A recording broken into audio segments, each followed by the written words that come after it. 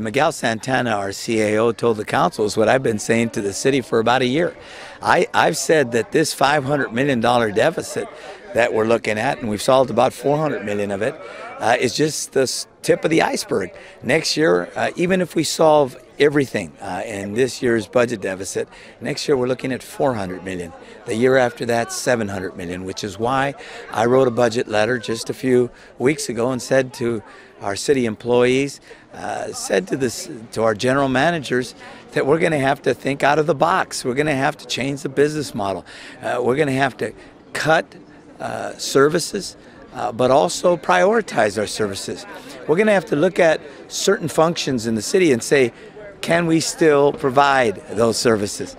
We're going to have to look for revenues. That's why I've been arguing that we could get $2 billion if we were to have a public-private partnership for our city garages and our parking meters.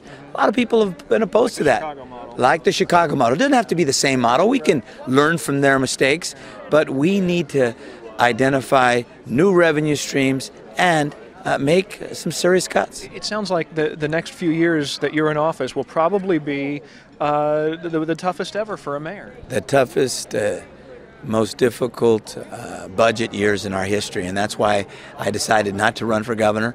I said, if you remember, that we're looking at large deficits, the biggest financial crisis in our city's history, and I want to be here to help lead the way, to make the tough decisions. You know, one of the great things about not having to run again is I'm going to make tough decisions, and there are going to be a lot of angry people. Not be afraid to. And not be afraid to. There are going to be a lot of angry people. There are going to be people who say that I'm not for this service or that. I think what we all know is that we elect a leader not to be popular, but to make the decisions we need to make so that we can provide services in the future.